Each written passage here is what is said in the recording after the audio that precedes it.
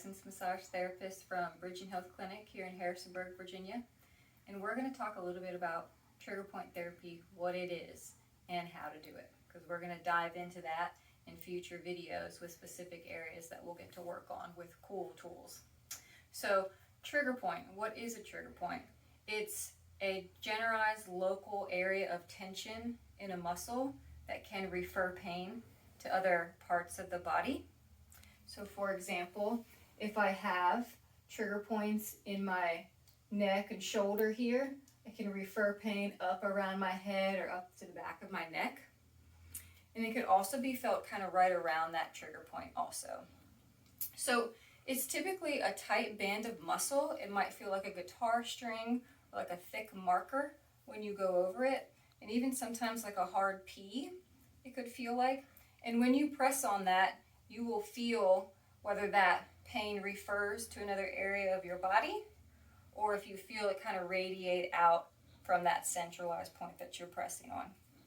So when we press on these points and when we work on them here in future videos, when you press on that point, your goal is to kind of get to about a 5 out of 10 pain, not too much more, not too much less, so that we can really work on that and get that blood flow and get that trigger point out of there.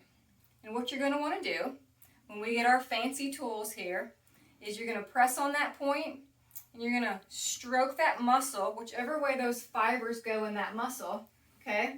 10 to 20 strokes, okay? And see if it releases. Another way you can do it is really hold that spot. If we use a tennis ball, a foam roll, hold that for about 20 to 30 seconds and see if that releases. And you'll work on that for about 1 to 5 times a day, depending on how often you need. And just kind of see how it feels and see how it goes. So we're going to get to do that in the future video. But what I want to show you here are some super cool books we use that you can also find some resources online also that we use to help us, not just these posters, but to help us find some trigger points and where that referred pain is.